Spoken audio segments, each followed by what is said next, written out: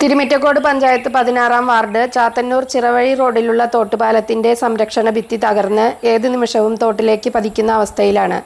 June 2-ന് school തുറക്കുകയാണ് എന്നിരിക്കെ നൂറുകണക്കിന് സ്കൂൾ കുട്ടികൾ പോകുന്ന ഒരു റോഡായതിനാൽ അപകട സാധ്യത ഏറെയാണ്. തോടിന്റെ ഭിത്തി പുനർനിർമ്മിച്ച് ഉടൻ പരിഹാരം കാണണമെന്നാണ് നാട്ടുകാരുടെ ആവശ്യം.